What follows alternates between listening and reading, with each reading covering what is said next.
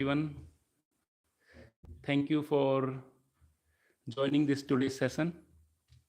So I will also share my screen, and yes, thank you all the online members also on the Zoom call.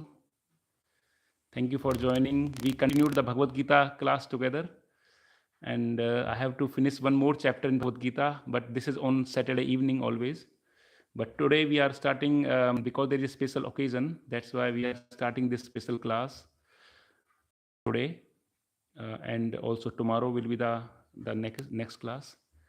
I will give a short introduction about it.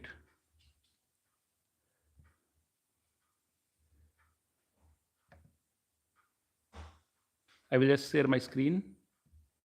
Can everybody hear? Everybody can hear my voice on the online also?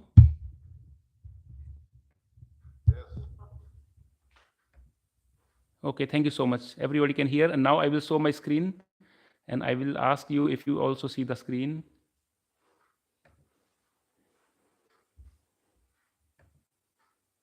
Yeah, do you see my screen?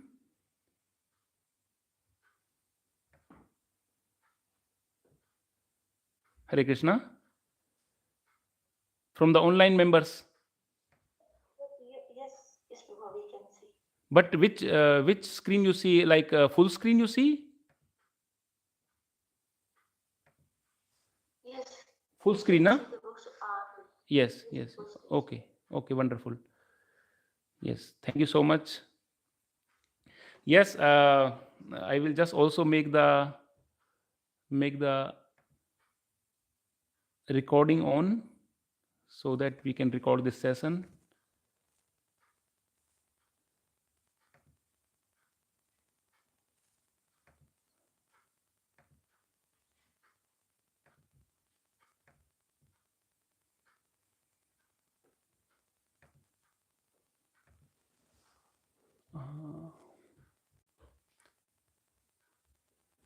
Recording.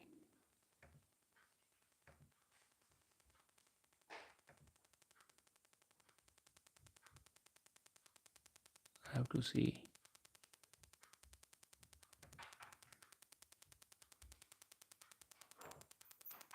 Yeah, now I can do it.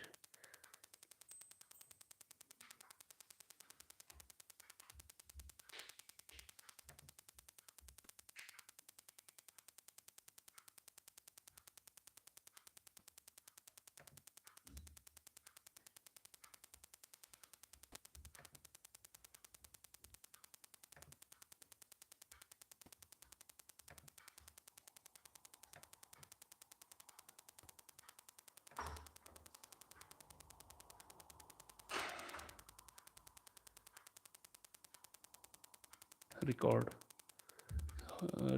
Request host to record. Oh, I think I have to change the settings. Ambika, can you record the session because I'm not the host, or you can make the host? Can you make me the host? So as co-host, so that I can record it.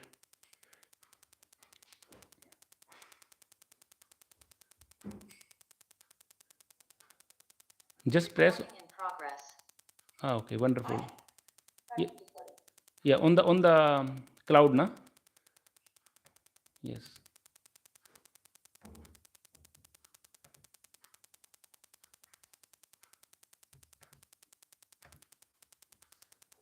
Oh, wonderful. Thank you so much. Everything is now fine in place.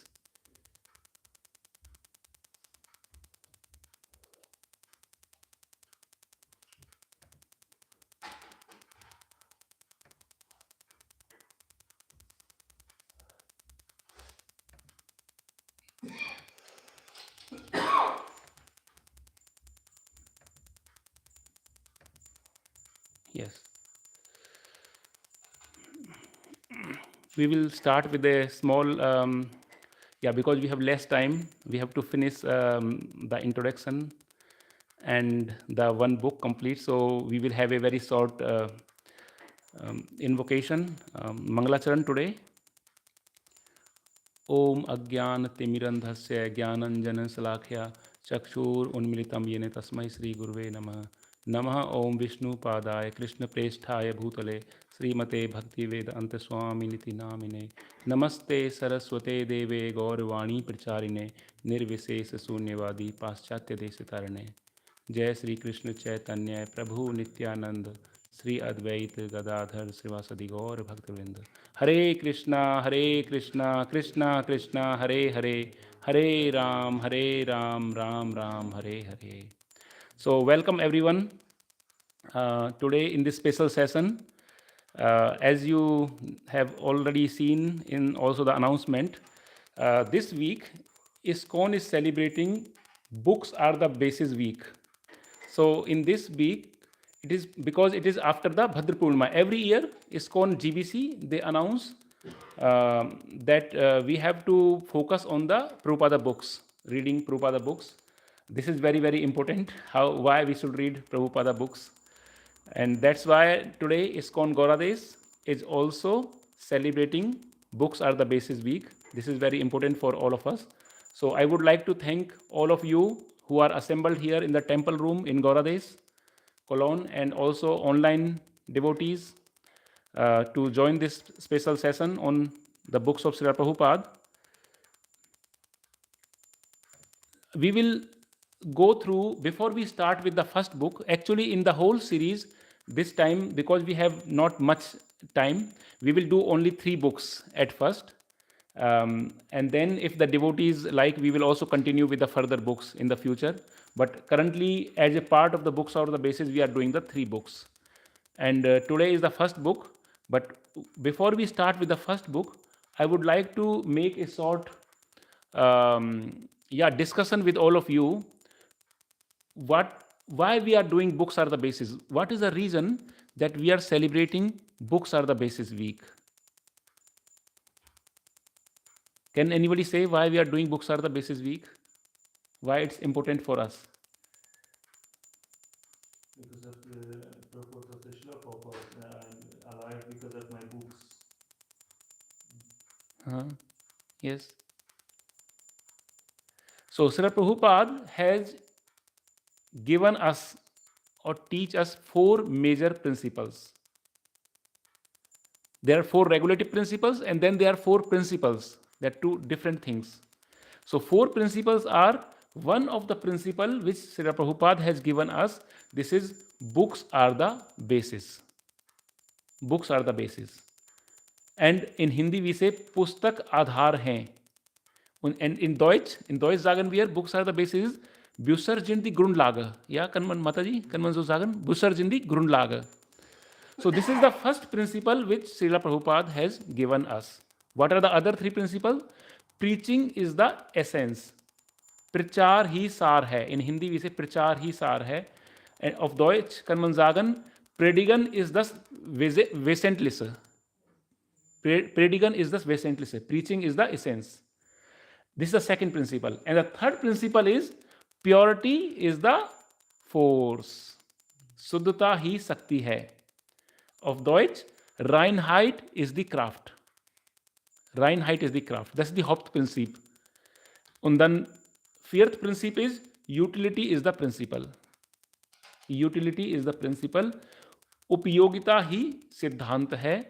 In Deutsch, we are going to sagen, Nützlichkeit ist das Prinzip. Nützlichkeit. Ist das richtig ausgesprochen? Nützlichkeit. Nützlichkeit is das Prinzip. Yeah, utility is the principle. So these are the 4 Siddhanta, 4 principles which Srila Prabhupada has given us. And one of the important one is the books are the basis.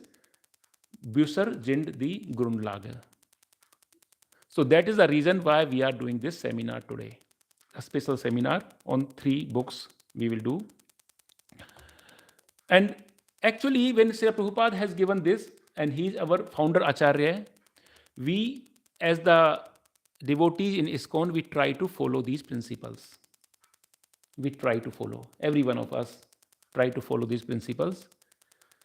If we look back in the Gaudiya history, in the history of Gaudiya Acharyas,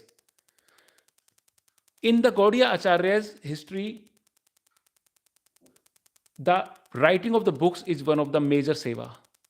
We have acharyas like Rupa Goswami, Sanatan Goswami, Krishnadas Kaviraj Goswami, Vishwanath Chakravarti Thakur,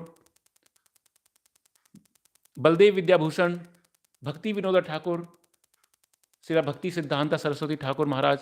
So we have such great acharya, lineage of acharya, and every one of them has written a lot of books. They have written commentaries on Srimad Bhagavatam, commentaries on Bhagavad Gita, and many other books. For example, Bhakti Vinoda Thakur has written around 100 books. Out of them, Jaiva Dharma is one of the main book. Vishwanath Chakravarti Thakur has also written many books, and one of the main is the Madhurya Kaldivani. Baldev Vidyabhushan, he has written a complete big parpat or bhasya on the Vedanta Sutra. It's called Govind Bhasya. He has written commentary on Srimad Bhagavad Gita, which is very famous. Srila Prabhupada, when he finished the Bhagavad Gita, he wrote on the first page of Bhagavad Gita, I dedicate this Bhagavad Gita as it is to Baldev Vidyabhushan. So our acharyas have written many books and commentaries on Srimad Bhagavatam, Bhagavad Gita, Chaitanya Charitamrita, and many other literature of Srila Vyasadeva. So this is the tradition. And this tradition is also continued by our founder Acharya Krishna Kripamurti, His Divine Grace, Abhay Charnarvind, Bhakti Vedanta Swami Srila Prabhupada.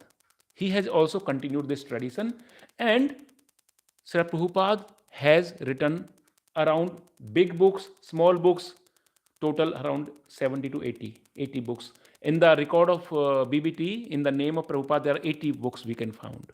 So there are so many books he has given to us. Srila Prabhupada has given to us. So why Prabhupada has written these books? What is the reason? These books are written for us, for all of us. He has not written because he liked to write. It is not, oh, I like, this is my hobby. I just write books. You know, some people say, it's my passion. It's my hobby to write books. No, Srila Prabhupada has not written for his hobby, for his own satisfaction. He has written these books for all of us. He has written these books for the next generation of devotees, so that we can learn the timeless wisdom and progress in our spiritual life. That's why he has written these books. So what are the main reason why he has written the books, or why we are celebrating books are the basis week? I asked this question in the beginning. So one reason is scriptural foundation. Prabhupada want to make a scriptural foundation. Scriptures, Prabhupada always emphasize that all the scriptures are very important. Our practice in the spiritual practice in Krishna consciousness movement is firmly rooted in Shastras. Bhagwan Sri Krishna in Bhagavad Gita chapter 17 in the last sloka, he says, one who has no faith in Shastras, he can never get peace in this life and in the next lives. This is clearly what Bhagwan is saying himself in Bhagavad Gita.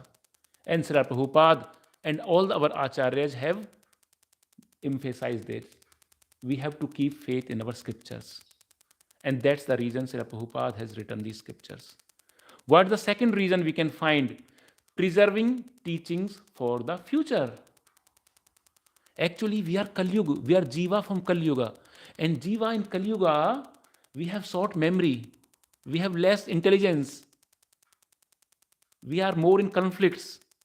And that is the reason we cannot remember always. In the Satyuga, Treta Yuga, Dwapar Yuga, people can remember the things. Big Shastras they can remember, but we cannot remember. So if we just listen, we will forget. So that's the reason Srila Prabhupada has written these books to preserve the teachings accurately, so that it remains as it is for the future generations. And what is the third reason?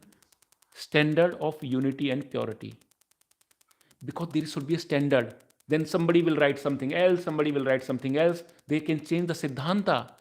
Prabhupada was very stringent about Siddhanta, very pure, very clear about the Siddhanta. He want to establish the Siddhanta. Because there were so many problems in the society, like people were changing the Siddhanta, there are upper sampradayas, they are doing the way they want to do the things, sahajiyas, this and that, and this brings lot of problems for the spiritual knowledge and spiritual realization. So Prabhupada want to establish the Siddhanta, that's why he wrote all this book, to establish the unity and purity. One time there was a question, there was a seminar, and in this seminar a question was asked. What was the question? The question was that we see that there are many faiths. There is a Muslim faith, Christian faith, Judaism. No? There are so many faiths worldwide, Sanatan Dharma. So in other faith, the principles are lost, are being lost. The teachings are lost. There is a dilution, there is a diversion, there is a deviation in other faiths. Lot of deviation has taken place. There are New Testament, Old Testaments, New Testaments. There are so many versions.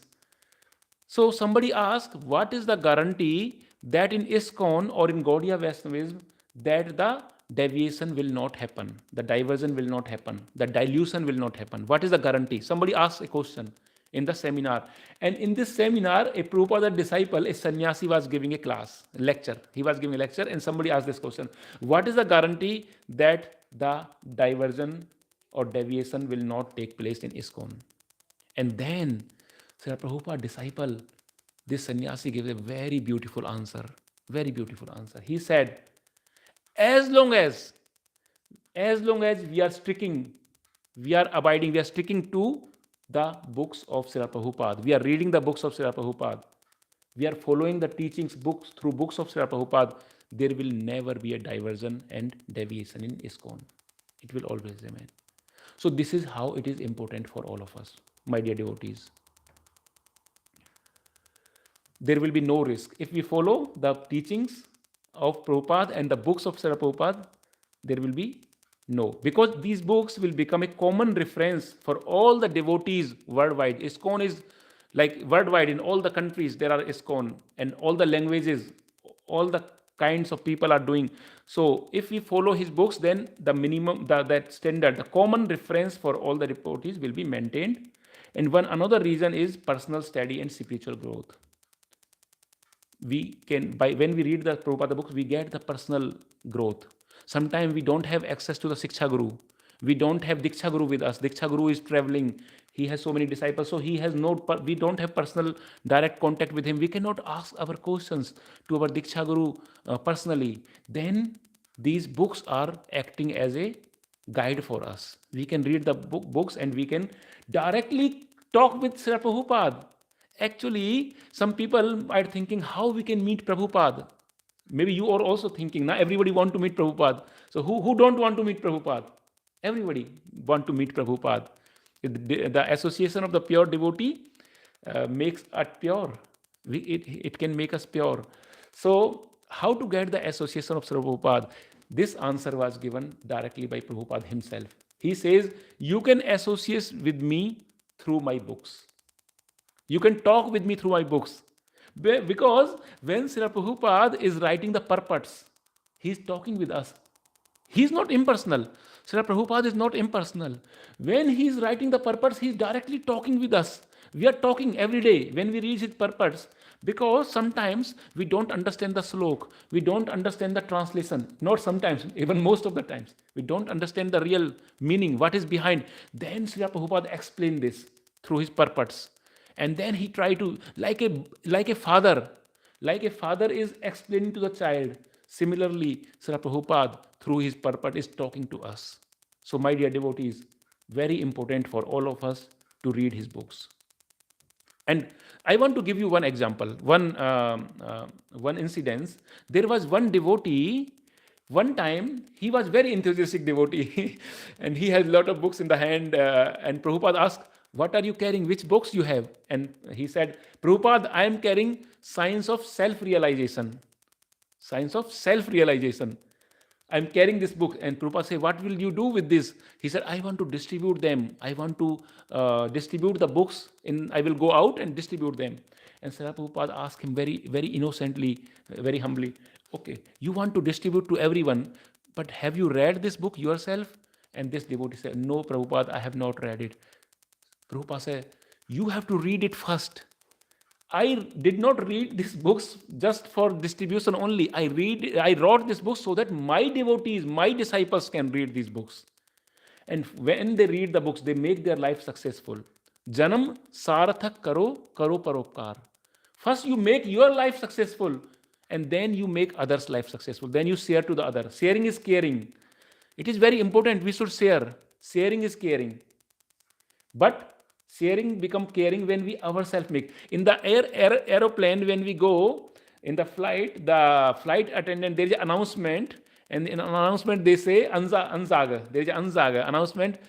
Please, before you put the mask, oxygen mask to the others, please put your own oxygen mask. First, we have to put our own oxygen mask in case of emergency. When there is a loss of oxygen in the flight, first put your own oxygen mask, then you put oxygen mask to the others. So Srila Prabhupada was very clear. He said, first you read my books and then you distribute. So this is, Prabhupada himself is inspiring us. Actually, I want to give one nice motivation. One Prabhupada disciple, Syamasundar Prabhu, he said, I never saw him sleep. Why he has never saw him sleep? Because Syamasundar Prabhu was always together with Prabhupada. And he said, I never saw him sleep because Prabhupada was always writing his books. Always. He was always sleeping only maybe 10 to 12 or only 2 hours in a whole day. And he was mostly writing his books. He has written the purports on Srimad Bhagavatam, Chaitanya Charitamrita, and Bhagavad Gita, such a elaborate purports, and around 80 books total, including small books and big books. In 2021, we have started a course about Prabhupada reading books. So I was the coordinator for this course. This course was started from a temple in India, in the Baroda temple. They started a diploma course in Srila Prabhupada books, and then I got their contact. It was a Corona time in the New Year, in the 1st January 2021. And I get a call from India somewhere, some preacher called that we are starting a book reading course. Can you join it? I said, oh, it's a wonderful opportunity because it's Corona time. We cannot do anything. We cannot go to temple because everything is closed nowadays. There is no social gatherings. So I said, yes, I want to join this. And then I got impressed with their idea, very impressed. They have a nice plan. And what they did, they have selected total 27 books, and they divided these books in 3 categories: level 1, level 2, level 3. And depending on the level of spiritual wisdom, like what is the content, like beginners and middle, then advanced. So 3 levels they have this whole book, and they send me the whole list, the table, and I was very impressed with this. And before that, I was very poor in reading Prabhupada books because there was no motivation. We always postpone, that we do this seva, we do this, but we never read the small books. Devotees can read Bhagavatam, Chaitanya Charitamrita, they can start with the big things, but they don't read the small books. And this was a good opportunity for us, that there is a group who will read together. When the group read together, we get the motivation to read with them. So I become a member of their group, and then I also propagated in the Germany, in our Gauradesh congregation and others. I called to the devotees in Germany, different devotees, and they also joined the course. So there were around, I will say, more than 20 devotees in the Germany who also joined. So we did this whole course of 27 books. We read together, and every day we read around 5 pages every day, 5 pages. And then we have, after one chapter, we have an overview session. And that time one brahmachari was doing this, one senior brahmachari from India, he was doing overview and doubt solving session, because we need some guidance. Now we have questions, so we need. And this was happening for 2 years. 2 years we did, or maybe a little bit more. So we were doing, and we finished 27 books of Srila Prabhupada in this whole course. And my vision, my dream, my desire is that, and my prayer at the lotus feet of Srila Prabhupada is that we should do such a course again. We should do again, that we read all together as a whole congregation all 27, these small books. Level 1, level 2, level 3. And we also make the quizzes. For each book, we have quiz. Each chapter, in fact, each chapter, then each book, we have quizzes. And then we do the quiz so that we know if we are learning right or wrong.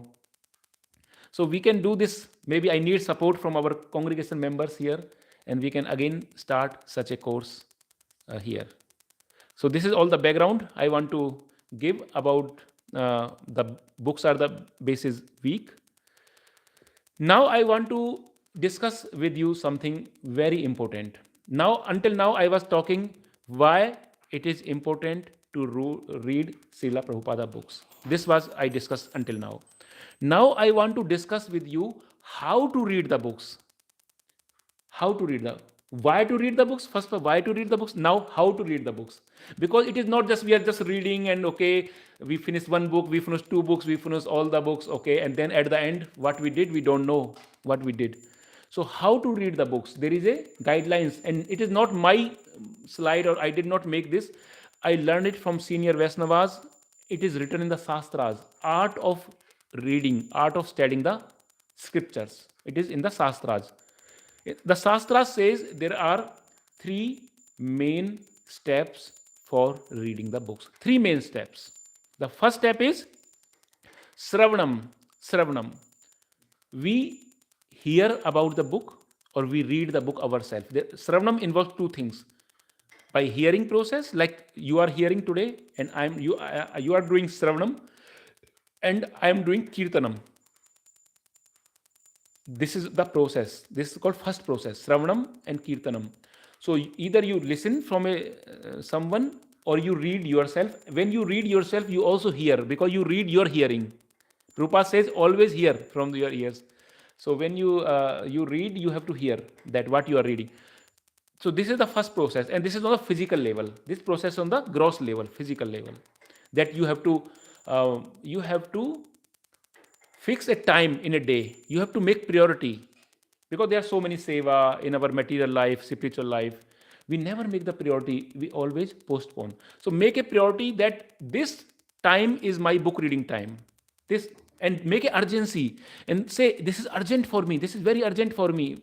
I cannot live without that. My spiritual life will become stagnant.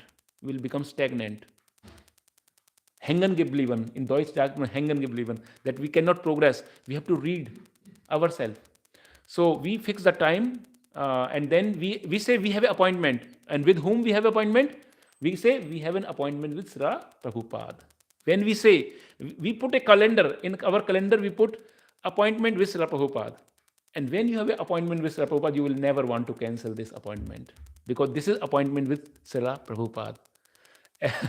So make in your calendar, if you are inspired, online devotees, offline devotees, please make today in your calendar. This is the books are the basis week. We should get some inspiration. My appointment with Srila Prabhupada. And then take his books. If you want, I will give you this chart, like level 1, level 2, level 3. And then you can start reading. And the first book is, for example, On the Way to Krishna, which we will do. So hearing, Sravanam. This is a focused Swadhyaya. This is also called Swadhyaya. And we have to fix the time slot. The second part, the second stage is very, very important. Once we are reading, for example, we read for 45 minutes every day, for example, or one can read 1 hour, 1.5 hours, doesn't matter. Minimum half an hour, 45 minutes we should read. Minimum. This is minimum. We should read every day. This is a nutrition for our soul or our intellect. This is a nutrition. The books are the reading. The Swadhyaya is the nutrition, is the food for the intelligence. So what is the second step? Mananam, to contemplate or reflection to remove the doubts. Whatever we have read in this 1 hour or half an hour, whatever we have read, we have to make a reflection on it. Mananam, what we did. Memorize.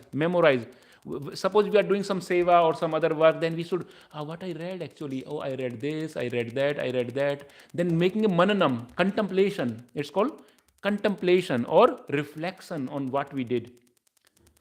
Reflection. Like one example is given, a girlfriend is always thinking about the boyfriend in the mind, and boyfriend is thinking about the girlfriend. what she's doing, and similarly we can always think what we learn, what we read today, how it was written, why it was written, is there any deep meaning behind it, why Prabhupada want to say like this. You have to do what, why, and how. For each sentence you read, what it is and why it is written by Prabhupada. So then it is called mananam, reflection and contemplation. And the third stage, this mananam goes for the long period. It goes for the whole day. You can do this whole day when you find time, mananam. And then the last stage of the reading is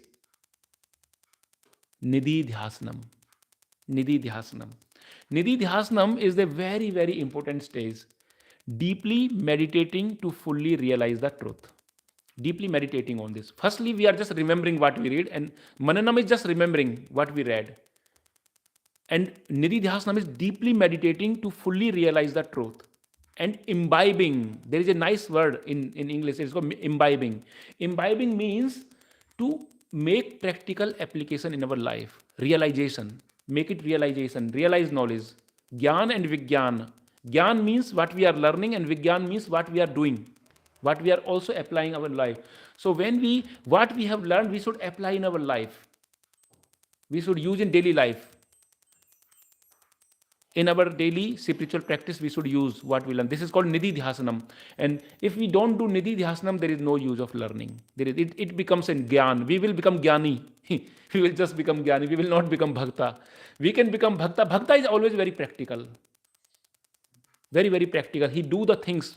He do the practical seva. And this is possible only when we do nidhi dhyasanam. Nidhi dhyasanam. Deeply meditating to fully realize the truth. Imbibing the truth.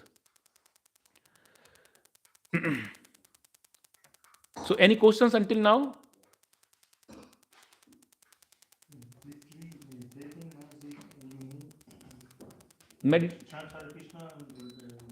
Like what we read, why Prabhupada has written this, what is used for my life, what is the use for this book, for this chapter, for this knowledge in my life. This is called meditating on this and using this in practical life. For example, I want to give you one example. You know, cow. Cow is our mother. She is most the most worshipable, and she is the most loving for Krishna. Krishna is called Govinda. So cow. Cow, what she did when she eat the food, a grass or food, she put lot of amount in the mouth, and then she store it at one place, and then she do jugali. In Hindi they say jugali karna, jugali. Then the cow starts slowly she make she chewing the food, or chewing.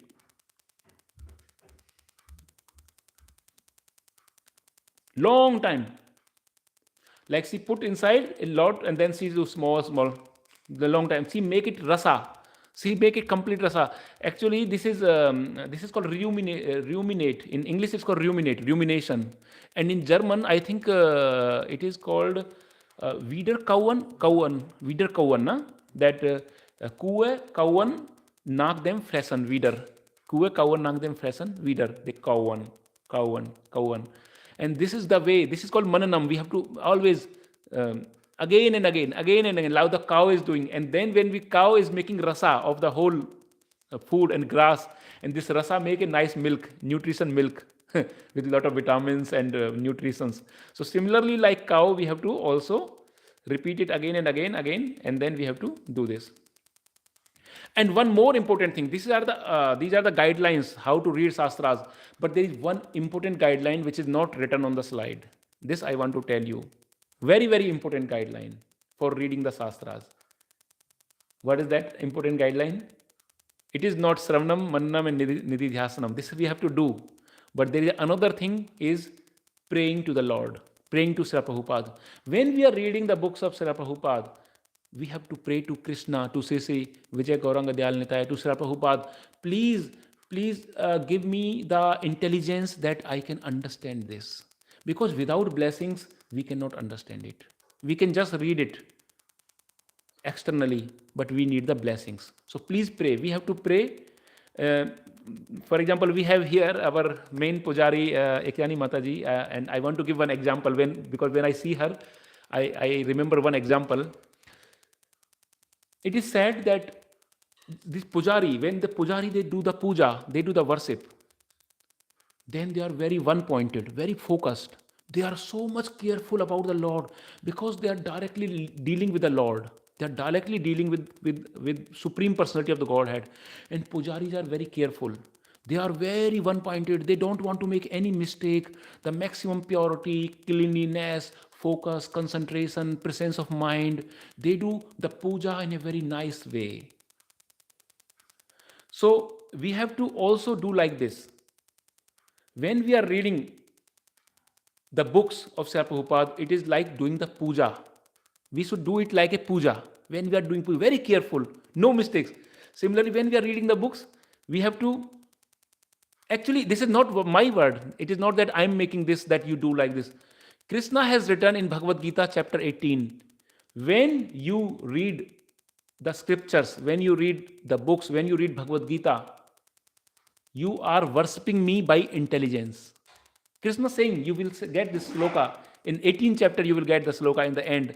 When someone is reading my books or someone is reading Bhagavad Gita, he is worshipping me by intelligence. This is called worshipping by intelligence. And that's why I give the pujari example, because Mataji is with me now in the class in front of me, and I see her, the way she do her puja to the Lord, the worship, the ijjam to the Lord, we have to read the same way. We are doing puja by intelligence when we are reading the books. No mistakes, one-pointed, full concentration. A pujari is very focused. So we must be very attentive and always make notes. Some devotees are making notes here in the class. So I'm very happy. I was very happy to see when they are making notes, because making notes is very important. Otherwise we forget. So if we find something new, then we should make the notes. Now we go ahead. Now we come to our first book, today's book, in the series of 3 books.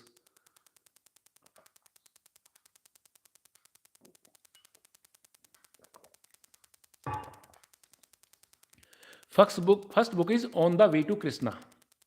So, as the name suggests, on the way to Krishna. Who everybody want to go on the way to Krishna. Everybody.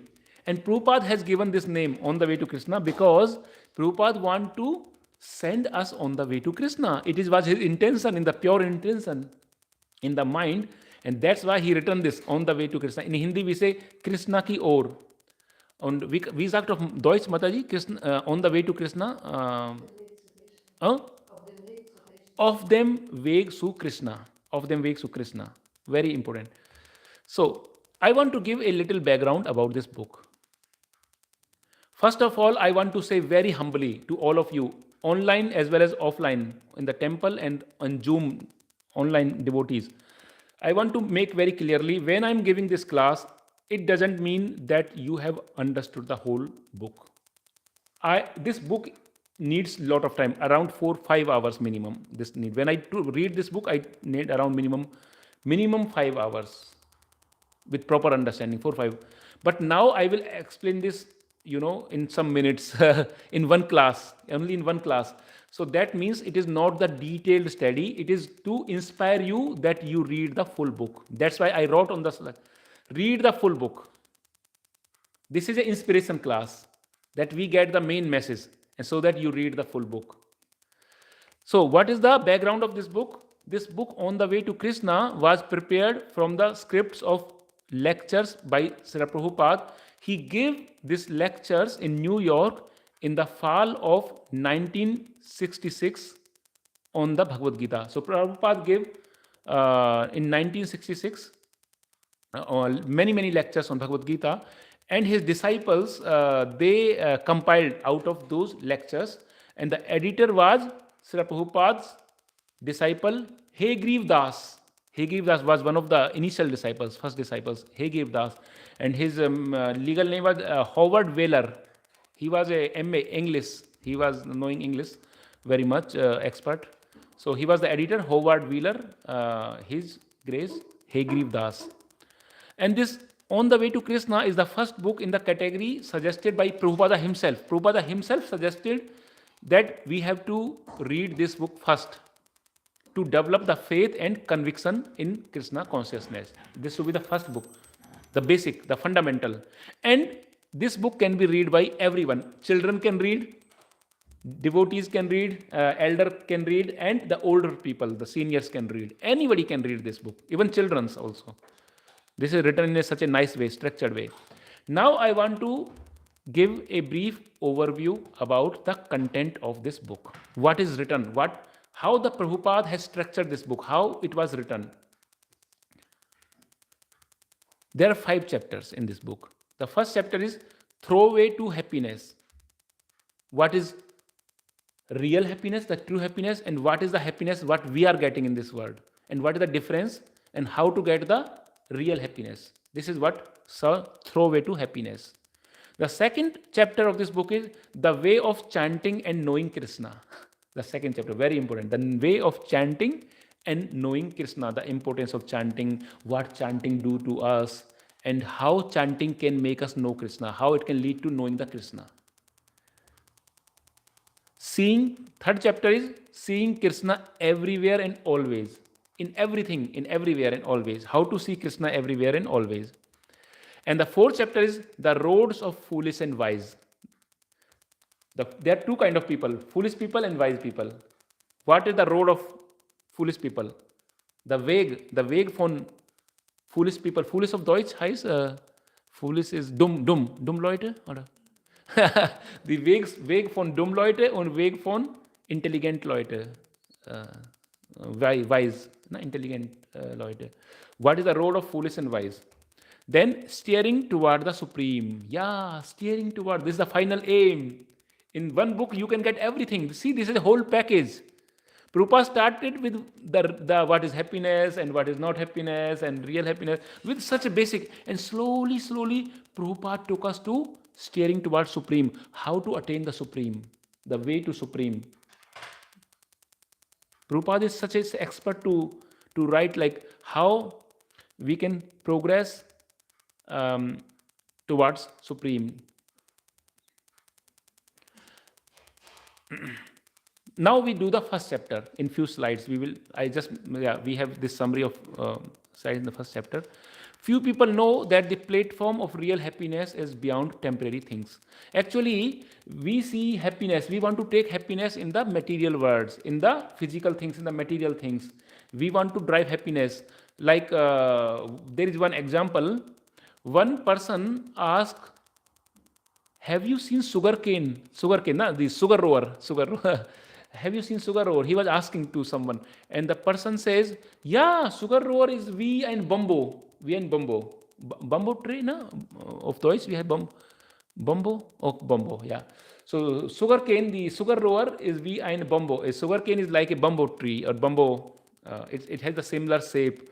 And then this person, he was thinking, oh, sugarcane is like bambo. So he was going to everywhere and getting the bambos and trying to get some taste, sweet taste. And he was thinking, oh, this is the taste of the sugarcane, because he don't know sugarcane. And he was just tasting the bambo. He was trying to taste bambo and he was thinking, oh, maybe this is the sugar. But he don't know what is the real sugar. And this is our situation. This is our situation in the world.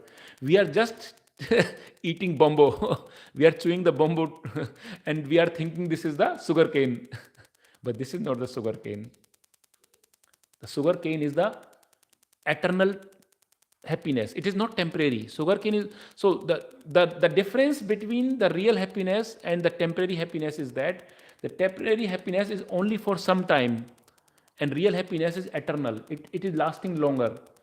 It is, Prabhupada gives one example. Prabhupada says the temporary happiness is like we have cracker show, this lightning. When we have Noyar in India, Diwali. In Diwali, they have this crackers. They have this on the sky. They make this show, lightning show. And Noyar in Germany, we have in New Year this nice show. So Prabhupada says this temporary happiness is like this light show. It just so some nice light and go away only for a moment.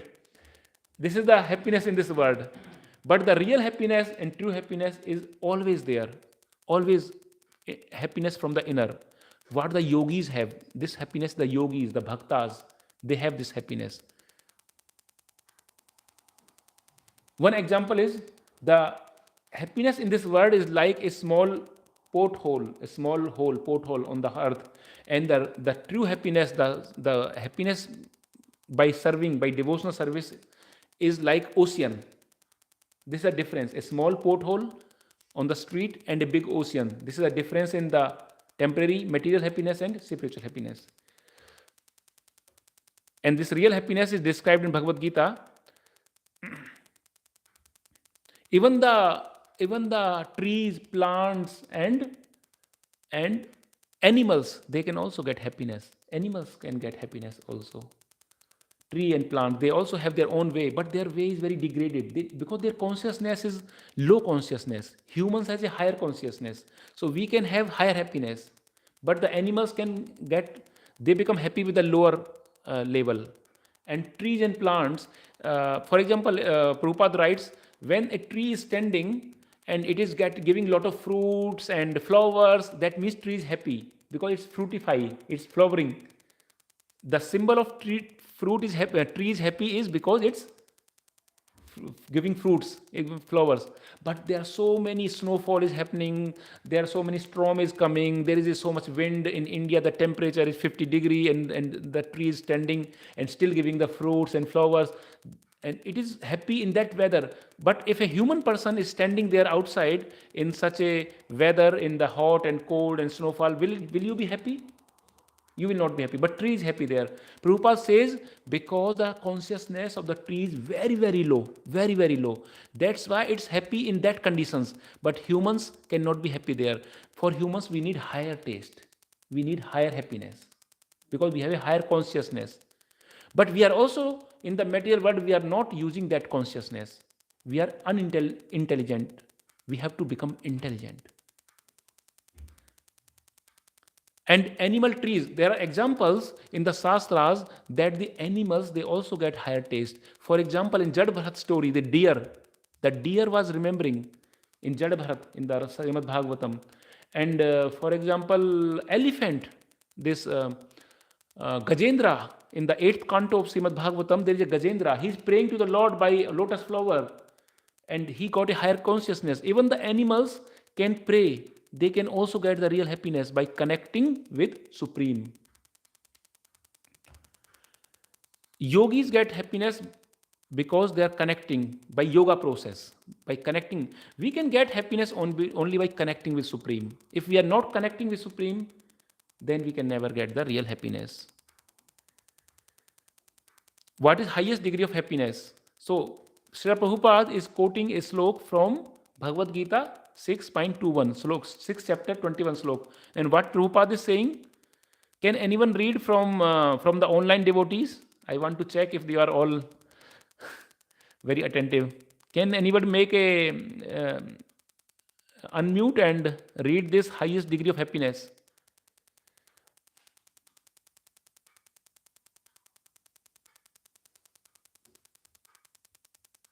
Hare Krishna? Hare Krishna. Yes, please read. Who is speaking? Shashwati. Yeah, Saraswati Mataji, please read what is written on the left side of the slide. Highest degree of happiness. Highest degree of happiness. In that joyous state, samadhi, one is situated in boundless transcendental happiness and enjoys himself through transcendental senses. Established thus, one never departs from the truth. Bhagavad Gita 6.1. Yes. So here Sri Krishna himself says, in that stage, in samadhi, samadhi means, Vaishnava, in the Bhakti Marg, the samadhi is when you are fully engaged in seva, in the loving devotional service, premmai seva, loving devotional service. And that stage is called samadhi, when you are completely one, when you are totally at the surrender to the lotus feet of the Lord. In the joyous state of samadhi, one is situated in boundless. There is one word used by Krishna, boundless. Boundless means unlimited, unlimited transcendental happiness. And Krishna is not saying happiness. Krishna is saying transcendental happiness, divine happiness. Because it is not the sadharan, it is not the simple happiness of this material world. It is not the temporary. It is a transcendental happiness. and enjoys himself through transcendental senses. Yes, when you want to get the transcendental happiness, you cannot enjoy or feel or experience this transcendental happiness by material senses. No, you have to spiritualize your senses. Then only you can do it. So here the transcendental senses had two meanings. There are two ways of the transcendental senses. One is transcendental senses that that is very very important meaning, that our soul, I will not say our soul, we are soul, ourself, we our soul, we are ourself soul. The soul has senses. Soul has senses. Soul has a body. Like we have the soul has this, there is a covering of material body, gross body, but this Satchid Anand soul, the soul is Satchid Anand. This Satchid Anand soul, because in the spiritual world there is no material body. In the spiritual world, in the spiritual world there is only Satchidanand Jivatma, Satchidanand Jiva.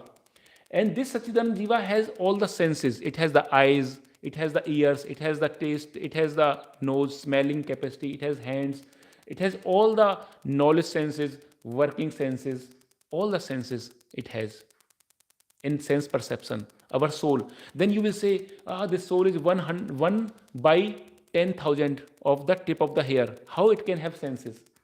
How can it has a body? Because we are seeing at the material platform. There is a different subtle level. There are different level of subtle level. We cannot see the soul because we don't have those eyes, material, because we have material eyes. But those who have spiritual eyes, they can see the soul also. They can see the Lord and soul.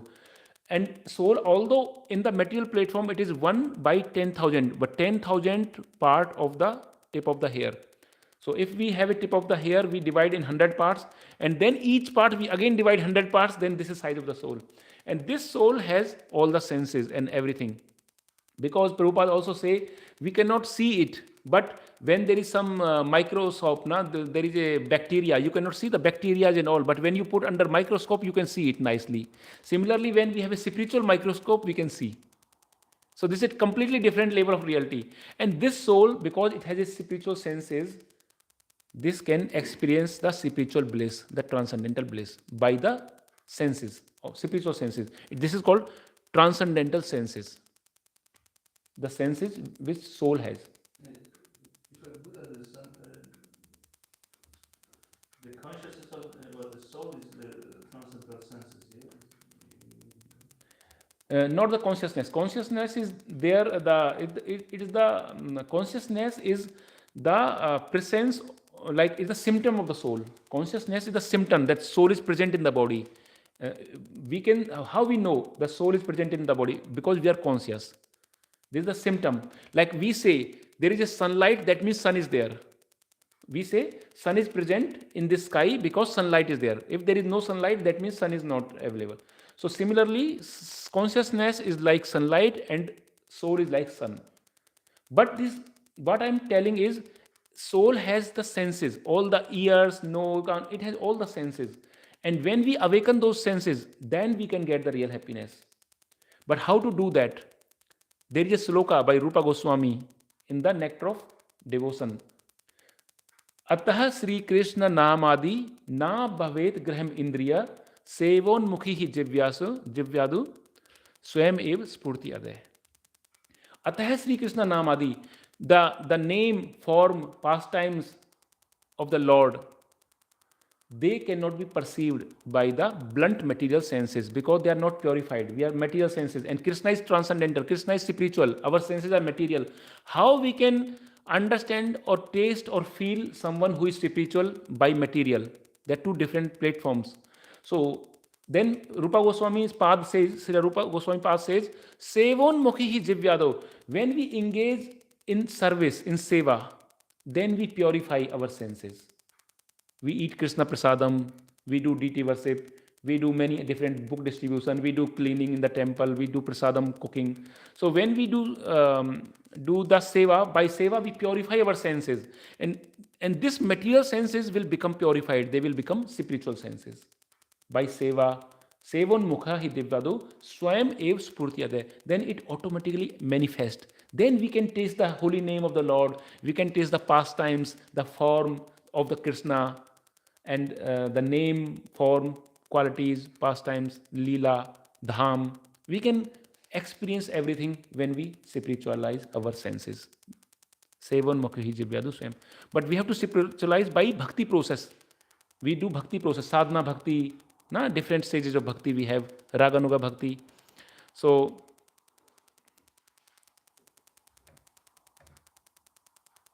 who is the real enjoyer? We are not, actually, this material body is not the enjoyer. The real enjoyer is spiritual spark. This is the real enjoyer. If a man is offered the dead body of a beautiful woman, will he accept? So there is a question. Prabhupada is asking a question. And the question is, if a man is offered the dead body of a woman, beautiful woman, will he accept? Suppose there is a dead man and a beautiful woman goes and he says, okay, you can enjoy, you can, have sense gratification. Can a dead man have any enjoyment with the beautiful woman? No, because there is no spiritual spark. There is no spirit. There is no soul inside. There is no consciousness. The person is dead. Then who is enjoying? That means the soul is enjoying. The soul is the enjoyer. The soul is Satchid Anand. Soul is always in enjoyment. But the problem is that, actually this topic is a very nice topic. I want to discuss this, but the time is running. There is a very important point. I will need maybe 15-20 minutes extra today because we have to finish the book. So I will need 15-20 minutes extra. But I want to explain one important point. Some people ask always this question. Soul is Sat Chit Anand. What is Sat? Full of, it's eternal. It's eternal. What is Chit? It's full of knowledge. And what is Anand? Full of bliss, joy, Freud, full Freud. Soul is Sat Chit Anand. It is not material. It's not like earth, water, fire, air, ether. No, it is not like this. It's not made from this. It is made from Sat Chit Anand. Then the question may come, if the soul is Satchit Anand, how soul can enjoy in the material world? How soul can experience the happiness and distress? Is it not a question? Because we become happy. Now we become happy, very happy when we have some new car or new iPhone, or we pass the exam in the school or university, or we got a nice job, we got a lot of money, we become happy. And we have an urlaub, we are having fire tag, we become happy. So how we become happy? And then we have bad weather, or somebody dies, or we become ill, or then there is a suffering, distress, misery. So how the soul, which is Satchid Anand, the nature is Satchid Anand, how the soul experiences this happiness in distress? How it happens? Because this is happening on the material platform. Soul is on the spiritual platform. Then how it comes together? What is the reason? Which? What? Our soul is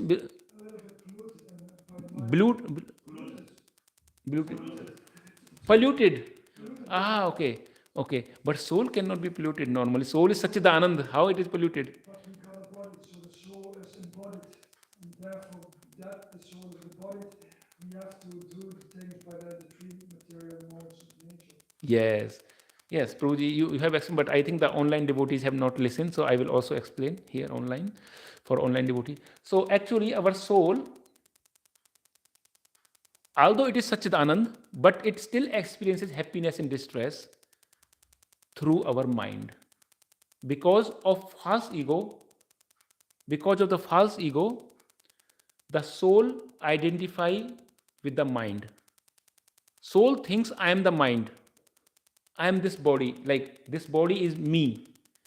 And this is my relative, my father, my mother, my children, my house, my this. Then soul try to identify due to what is the connection between mind and soul?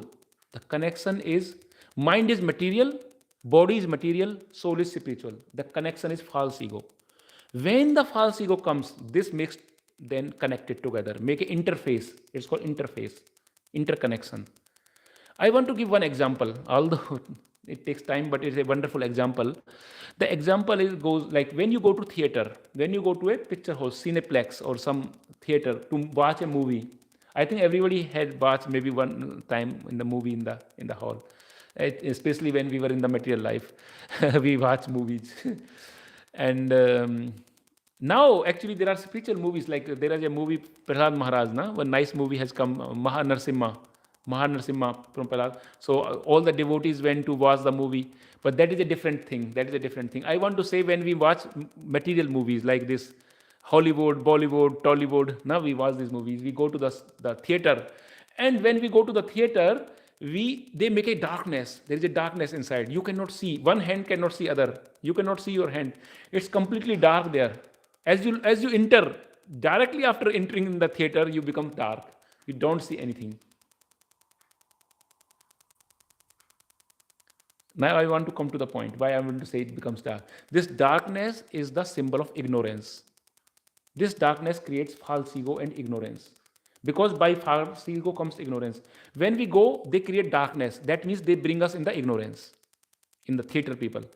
And when they become in the ignorance, they show us a movie, a nice movie going on. There is a hero, there is a heroine, there is a villain, there is a joker. There are many people in the movie, na? These roles are there. And we are so engaged. When we watch the movie, we become so much engaged in the movie because they make darkness. We cut off from the external world. We cut off from the real world. And we go in the movie world. Because they create darkness. And because of the illusion, the darkness brings illusion and avidya and false ego. And then we cut off from the real world and we connect with the movie completely. It was there. And when we connect with the movie, when the hero is getting sufferings, the hero, our hero, he's getting sufferings. His mother died, his father died, and he has no money, and he's small child, and he's weeping. Oh, there is nobody for him to take care. What will happen to his life? You start connecting with him, and you become unhappy. You become distressed. You become miserable. Oh no, you start connecting. You are that person. You are that person. It is happening with you. So, although it is a movie, you know originally it is a movie, it's false, it's fictitious, it is not true, it is not real, but still you try to connect with that, and you think the hero is Trauris, is in misery, and I also become misery. And when the hero kills the villain, dishum, he kills him, and he create problems and then you become happy. Oh wow, I'm also killing. Like, when I was a child, when hero was killing, beating the villain, then I was thinking, I'm doing this, I'm killing. Because this is so exciting there. And when hero and heroine are getting away from each other, and then we get, oh no, we are connecting with that. This is happening. The girls are thinking, I am that heroine, and the boys are thinking, I am that hero. They are connecting with each other. They are connecting with the patra, the characters in the movie. And we know they are fictitious character. This is not reality. But we connect. And this is what is happening with us also in this material world. Our soul, because of ignorance, covering of ignorance and false ego, we connect, the soul thinks we are this mind. And then we get all happiness and pleasure. We connect with this world. So this is the reason how we get happiness and pleasure. Now I will go a little faster. And Prabhupada also touch here one important point, that one who is actually intelligent will refrain from the flickering sensual enjoyment of this material body and fix his enjoyment in spiritual life. His participation in spiritual life with the Supreme Lord is called Rasa Leela. Prabhupada has used this word. His participation in spiritual life with the Supreme Lord is called Rasa Leela. Actually, Rasa Leela topic is very, very controversial topic. Some people are misinterpreting the Rasa Leela topic. The Rasa Leela is a very confidential topic. It is difficult to understand by everyone. Those who are realized souls, those who are in knowledge, in the real knowledge, they can only understand Rasa Leela. Because I want to give a little information about this today also, because Prabhupada is mentioning this in this chapter number 1, that one who is actually intelligent, Prabhupada says one who is actually intelligent will refrain from flickering sense enjoyment of this material body and fix his enjoyment in spiritual life. He will fix in the spiritual life. And his participation in spiritual life with the Supreme Lord is called Rasa Leela. Actually, people think Rasa Leela is a love affair between boy and girl with the hero and heroine. And people think this is on the material level. Oh, Krishna has many girlfriends, Krishna is enjoying with the girlfriends, and he is making some, in the night, dancing with them, enjoying with them. People think it material. This is because we are material. Our thinking is material. Our senses are material. We think materially. So we don't think beyond that. And this is our problem. We have a parda, we have a forehang, we have a curtain on our eyes, curtain of ignorance. And because of this curtain of ignorance, we see that on the material platform. But if we really understand Ras Leela is not a material affair. It is not on the material platform. It's a spiritual platform. It's on the spiritual platform. I want to give one clarification about it, one or two clarifications. In the material world, when we love someone in the material world, when the girlfriend loves boyfriend and boyfriend loves girlfriend, or they enjoy, they get some pleasure from each other. This is their self pleasure. They make this relation because they want to get pleasure.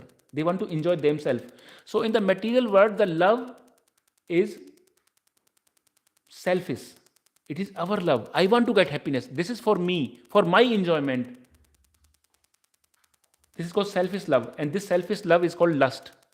So in the material platform, the love is lust. But on the spiritual platform, the gopis are not doing Ras Leela with Krishna because they want to enjoy Krishna, because they want to enjoy themselves. No, please no. Gopis are engaged in the Ras Leela because they want to give happiness to Krishna. Their happiness is happiness of Krishna. They want to make Krishna happy. And this is the difference between the love in the spiritual world and material love.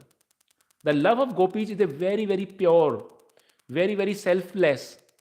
But in the material world, the love is impure and selfish. Lust and love, there's a difference.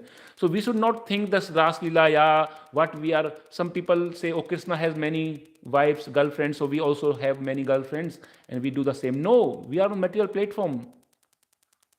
We are doing for our pleasure, our sense enjoyment. But there the gopis are doing for the sense enjoyment for Krishna. And this is called bhakti. Because there is a sloka in the Shastras, which Rupa Goswami has also given in Nectar of Devotion. And it says, Risikena Rishikesh Sevya Bhakti Ruchate. Risikena Rishikesh Sevya. Rishikesh means our senses, all our senses, body, all the senses in our body. The knowledge senses, working senses. Rishikesh Sevya. Rishikesh is Krishna himself, the owner of the senses, the master of the senses. When we serve the master of senses by our senses, this is called bhakti. This is the definition of bhakti. Bhakti ruchyate. Rishikesh Sevya Bhakti ruchyate. This is called bhakti. And Ras Leela is bhakti because gopis are completely doing this for the happiness of Krishna. He is the master of the senses. And second thing I want to also tell you, one thing is, here the happiness is, here it is done for happiness of Krishna, not for our own happiness. And the second point is, these gopis are nothing. Gopis are nothing, they are the part and parcel of Krishna. Krishna is Supreme Lord, Krishna is the super soul, and we are souls. And soul is part and parcel of Krishna. So they are part and parcel, they are their part. So how there is no separation, because we are not Krishna. When we do enjoyment with boyfriend, girlfriends, we are two different people and we are enjoying with each other. But their Krishna is not doing this and gopis are not doing, because this is the same. Krishna, there is a sloka which says, Radhika tu atma tasya. The Radhika is the soul of Krishna and Krishna is the soul of Radhika. They are soul of each other. So they are soulmates, but we are not soulmates. We say in the material we are soulmates, but we are not soulmates. So gopis can do this Krishna, there is no problem. It is all spiritual because gopis are non-different. They are part and parcel of the same Supreme. And all the senses we should use for the enjoyment of the Supreme, the master of senses. And there is one important point Srila Prabhupada brings here in this chapter is how we know that we are progressing in the spiritual life? How we know? What is the criteria? How we identify ourselves? How we judge ourselves that we are really progress in the spiritual life or not progressing? And Prabhupada says that as we begin to relish spiritual happiness, we proportionately abandon material happiness. As we make progress in understanding the absolute truth, we naturally become detached from false happiness. So Prabhupada says how to judge ourselves or evaluate ourselves if we are making a progress in spiritual life. We can judge if we start getting the taste, higher taste. When we start getting the taste, then we get detached from the material things. And when we get detached from the material things and we get more spiritual things, then our progress is happening. For example, when we like to read Bhagavad Gita, earlier we have no taste for Bhagavad Gita, and now we want to read 15 minutes Bhagavad Gita every day. And then next week we want to read half an hour Bhagavad Gita every day. Then next week we want to read 1 hour Bhagavad Gita. That means our progress is, that means our taste is increasing. And we don't want to go to movie, to theater. We don't want to go to restaurant. Now we don't want to watch movies or listen the pop music. Now we want to listen Mahamantra, the chanting, the bhajans. If we want to listen Mahamantra more, that means our material detachment, we are detaching from material world and attaching to the spiritual world. This is, if our taste is increasing in spiritual activities, that means we are progressing. For example, some people, they attend the classes, so they keep the camera off. When they keep the camera off, they have lot of divergence, they have lot of distractions. They will do something with family members, they will do this, they will go out, they will not stay permanent on the screen to listen, to see the presentation, to listen, because they have some other things. They will just there to just present there, but they are doing many things parallelly.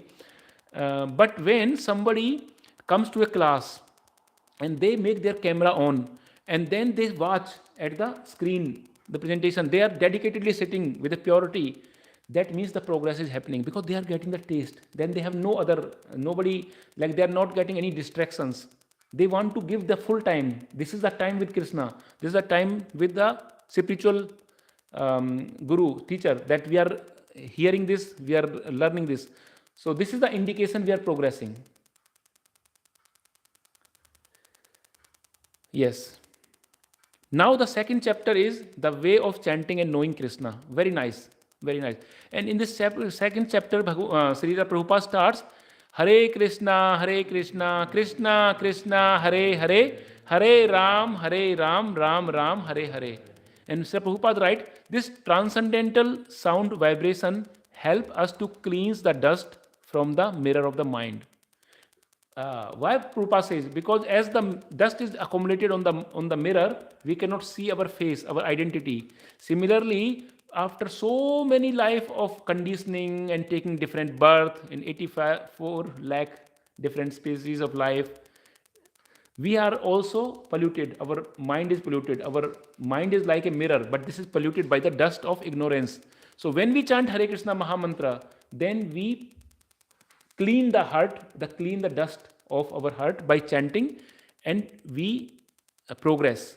Transcendental sound vibration. This Hare Krishna Mahamantra is not a ordinary sound like pop music or any other music. This is a transcendental sound vibration, and it helps to cleanse the dust from mirror of the mind.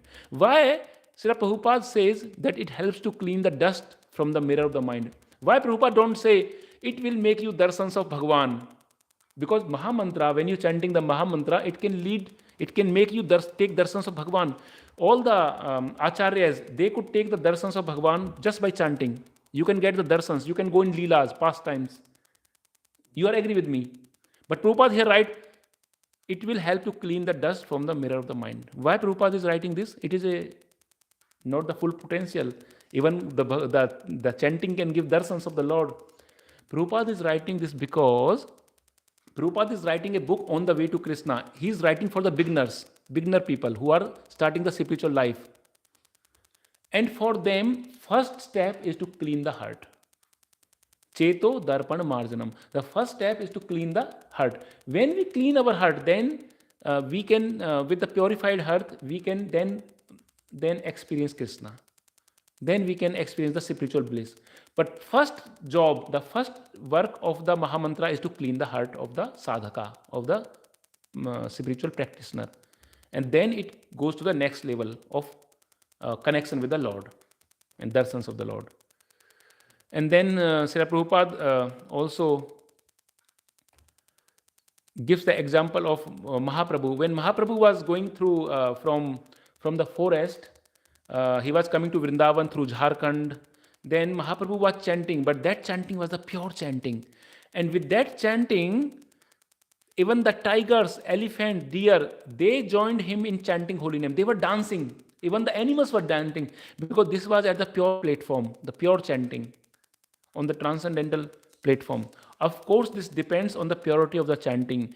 As we progress in chanting, purification is sure to come. So please keep on chanting. And that's why Krishna is writing this chapter number 2, the way of chanting and knowing Krishna. Because when we chanting with a pure mind, we can definitely know Krishna. The way of, yeah. Now we go to the next level. Seeing Krishna everywhere and always. This is very, very important. Seeing Krishna and how, because when Prabhupada has explained the importance of chanting, Sravanam, Kirtanam, all this, and then we can see Krishna everywhere and always. And what Prabhupada is saying in the book is, whatever can be observed as a combination of goodness, passion or ignorance, and in all cases, these three states are produced by me. So Prabhupada is writing that Krishna is saying, passion, ignorance and goodness, everything is coming from me. They are three modes of material nature. And because they are produced by Krishna, their position is in him, but he is not in them. For Krishna himself is transcendental to three modes. So three modes, Krishna is transcendental to three modes. He is above the three modes. Three modes are part of him, but he is not part of the three modes.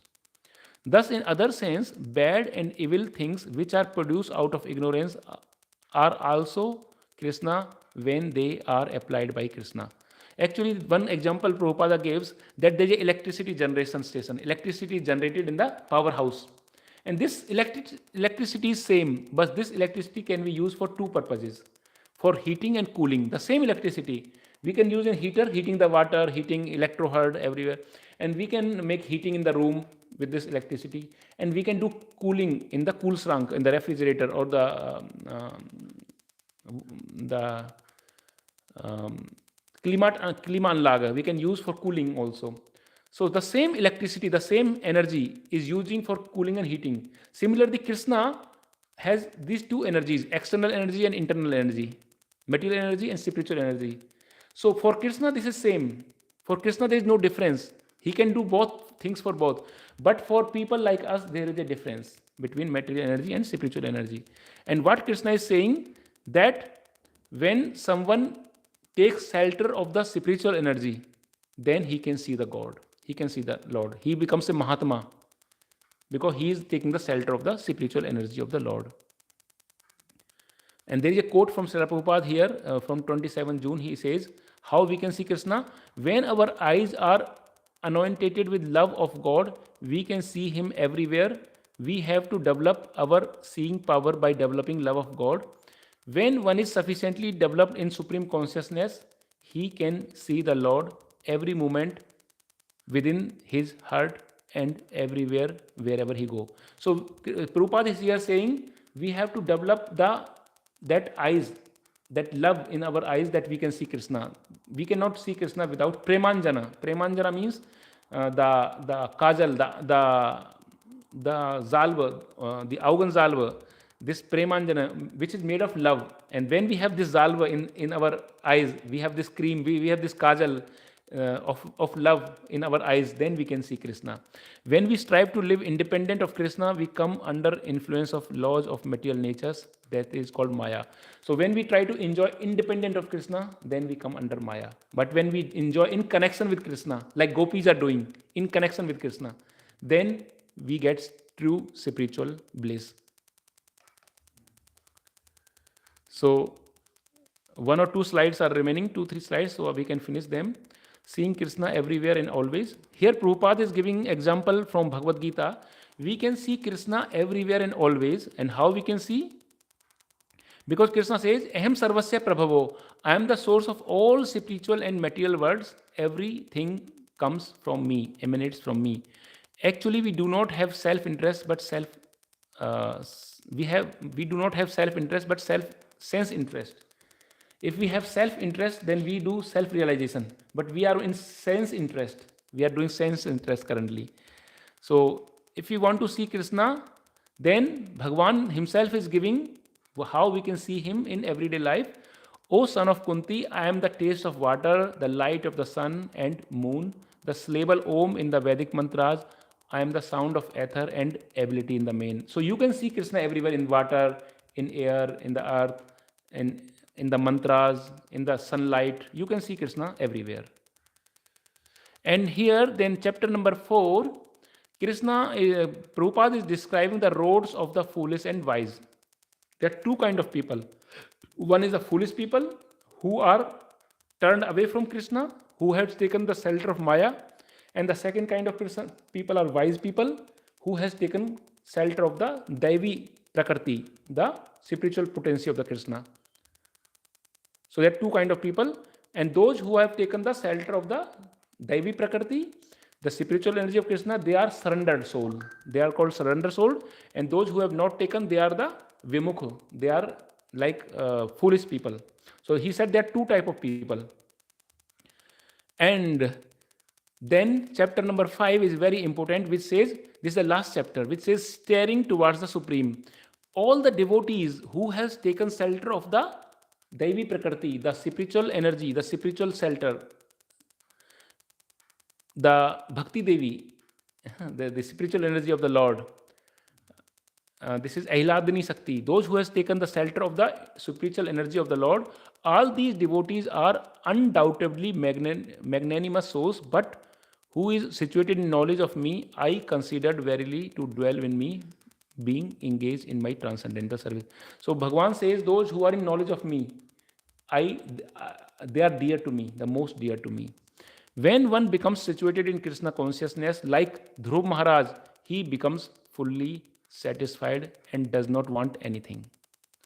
And actually, Prabhupada, when I was reading the book, Prabhupada also says, when one do a little progress in the Krishna consciousness, he can be saved from the greatest dangers, even from the greatest danger. And how one can be saved from the greatest dangers by spiritual progress? We know the examples.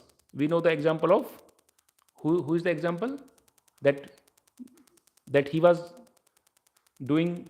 He was under spiritual energy, in the surrender to the spiritual shelter, and who was saved from the greatest danger. What is the example of the devotee? Prahlad Maharaj.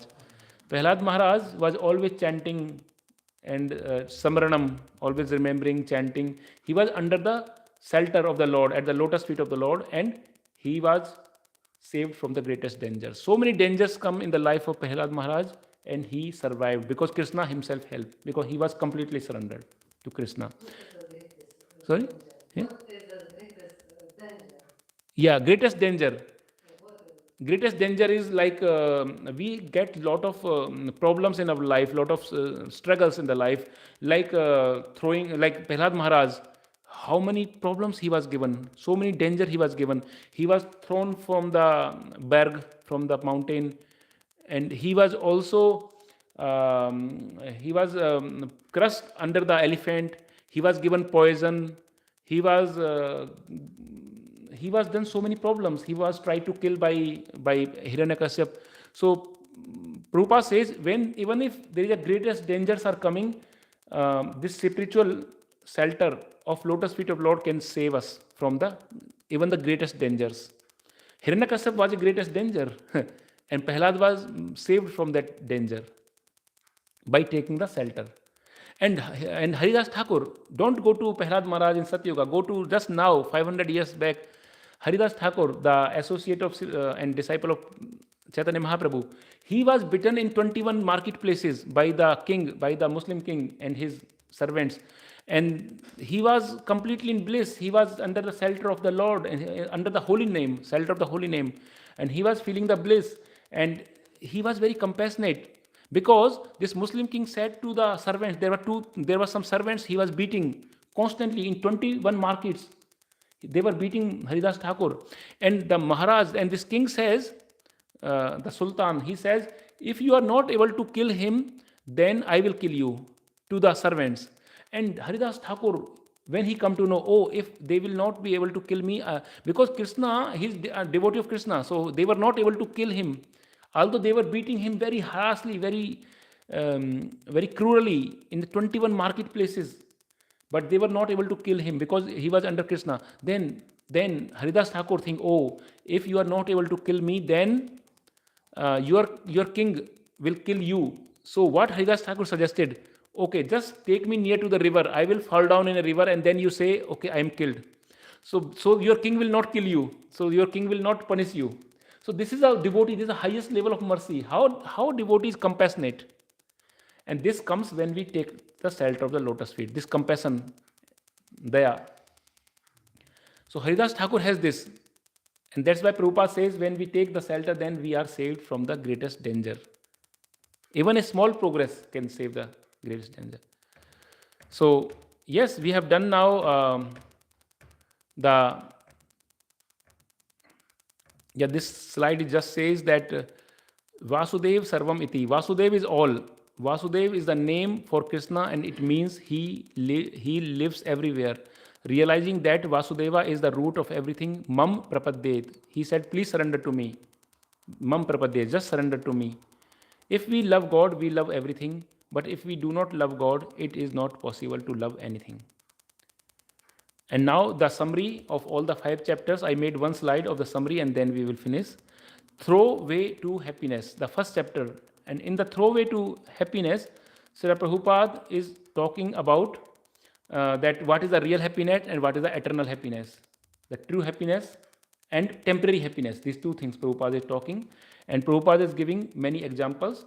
And Prabhupada says, when the soul comes in contact with Krishna, the super soul, then it can get real happiness, true happiness. We have to connect with the Krishna. Then only it is called yoga, connection. Then the second chapter is about the way of chanting and knowing Krishna. In this chapter, Srila Prabhupada described the glory of the Hare Krishna Mahamantra.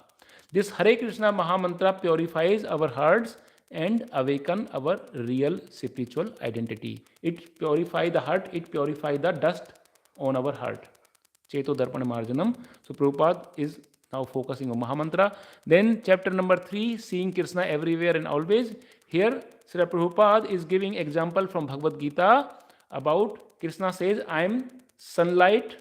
You can see me in sunlight, you can see me in water, you can see me in the fragrance of earth, you can see me in everything. Whatever you see splendid, the magnificent, beautiful in this world, I am that. You can see me. So we can see Krishna everywhere and always. Always remember Krishna, never forget Krishna. So this is the chapter number 3. We can see Krishna everywhere. The roads of foolish and wise. So in the chapter number 4, Srila Prabhupada is writing the roads of foolish and wise. And Prabhupada is writing how to surrender to Krishna and who can surrender to Krishna. Those who are foolish people, they are engaged in the sense enjoyment, and they have turned away from Krishna. They cannot surrender to Krishna. And those who has surrendered to the Krishna, they are kind of wise people, those who have surrendered to Krishna. So Prabhupada is saying, and then Prabhupada is also talking what kind of people who surrender to Krishna and what kind are not surrendering to Krishna. He is taking the sloka from chapter number 7 of Bhagavad Gita. And then last is steering towards the Supreme, attaining the Supreme, going to the Supreme Lord, Supreme Award, steering towards Supreme. And here Srila Prabhupada is talking attaining the Supreme destination. Srila Prabhupada mentions we can do this by hearing, chanting, serving and worshipping. We should hear Krishna Katha, chanting the holy name of the Lord, and serving the devotees, serving the Lord, and worshipping the Lord. So, hearing, chanting, serving and worshipping. This is the lesson Srila Prabhupada is given in the last chapter of this book, On the Way to Krishna. Thank you very much, dear devotees. Thank you for your patience. We took... Foolish person, as Srila Prabhupada said, is a person who is embodied in consciousness or also Yes, the foolish person is one who has bodily consciousness. Yeah, he is always in bodily consciousness and identifying with material world. So thank you very much, dear devotees, for becoming part of today's class and having your patience. We completed one book today, the overview of one book, and in the beginning we discussed about why we should read the scriptures, shastras, and how we should read the shastras, how should we read the shastras, and what is the way, like Sravanam, Mananam, Nididhyasanam, and praying to the Lord and making notes. And we discuss about the 5 chapters of this book, On the Way to Krishna. So thank you very much. If you have any questions, we can take the questions from the online devotees. Tomorrow we will do the another book, next book. So we will please come on the same time at 7:45. We will discuss the next book of Srila Prabhupada, the small book. They are the gems of wisdom, these books. Recording stopped. So I will just stop here. Yes. So if you have any questions, please, I will be very happy to take the questions.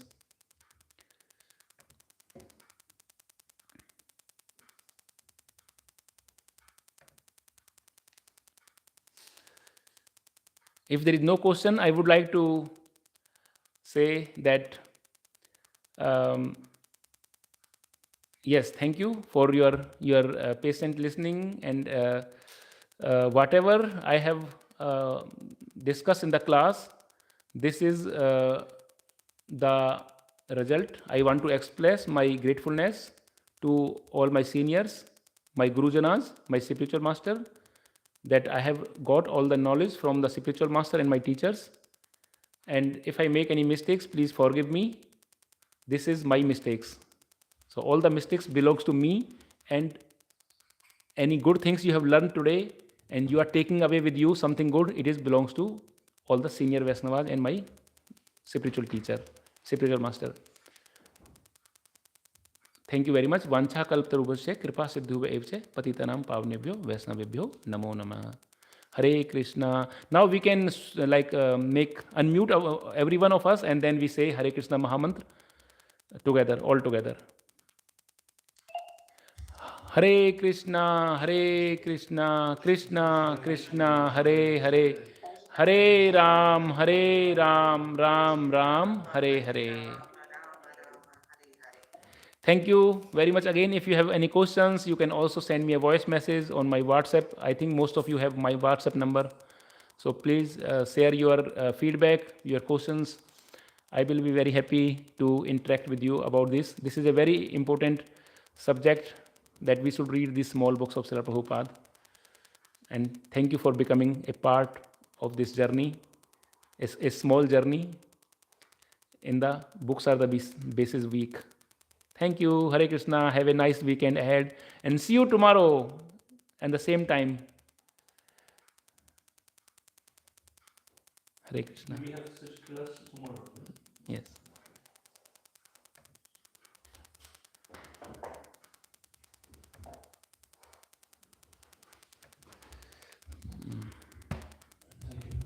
Yeah, can you